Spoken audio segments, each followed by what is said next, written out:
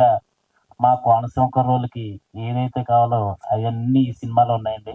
ముఖ్యంగా రికార్డింగ్ డ్యాన్స్లు అండ్ కుర్రోళ్ళకి ఒక 1 ఇయర్ ముందే ఇదేంటిది 10 రోజుల ముందే వచ్చేస్తున్నాను సంక్రాంతి. కుర్రోళ్ళందరూ కూడా రెడీగా ఉంటారని మనస్ఫూర్తిగా కోరుకుంటున్నాను. అలాగే ఇక్కడికి వచ్చిన రాజేష్ దండా గారికి, అలాగే హీరో గారికి, హీరోయిన్ గారికి, చోటగా ప్రసాద్ గారికి థ్యాంక్ యూ సో మచ్ అండి. All the best and team sir. Thank you. మీరు ఆ మాత్రం హింట్ ఇస్తే మా వాళ్ళు చెలరేగిపోతారు. Thank you so much. And Rajesh Danda గారిని మాట్లాడవలసిందిగా రిక్వెస్ట్ చేస్తున్నాం. So please. Hi to all. Trailer చాలా చాలా చాలా బాగుంది.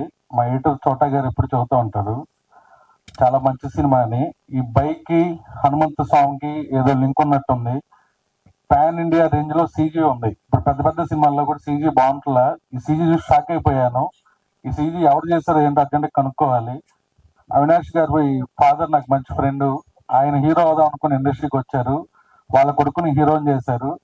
ఇప్పుడు వచ్చినాక తెలిసింది అవినాష్ డైరెక్టర్ కూడా అని. ఎక్కడ డైరెక్టర్ అంటే అవినాష్ డైరెక్టర్ అని చెప్పారు. Proud of you sir. 2 చేసావు. మీ నాన్నగారికి మంచి గౌరవాన్ని తేవాలి ఈ సినిమాతో. అండ్ కొత్త ప్రొడ్యూసర్ మా శాంతను ఎక్కడ ఖర్చు పెట్టకుండా ఖర్చు ఎక్కువ పెట్టి చాలా పెద్ద బడ్జెట్ అయింది. 8 to 10 crores దాకా ఖర్చు పెట్టి చాలా గ్రాండియర్ గా తీశాడు సినిమా. యాక్చువల్ గా ఈ సినిమా క్రిస్మస్ కి రిలీజ్ అవ్వాలి.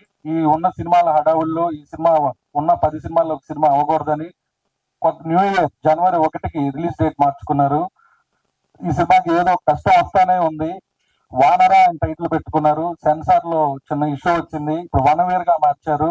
మీడియా మిత్రులందరూ వానరా అనే టైటిల్ వనవీర్ గా మారింది. ఇది అందరినీ ప్రేక్షకుల దగ్గరికి, ఆడియన్స్ దగ్గరికి తీసుకెళ్లాల్సిన బాధ్యత మన మీడియా మిత్రులే.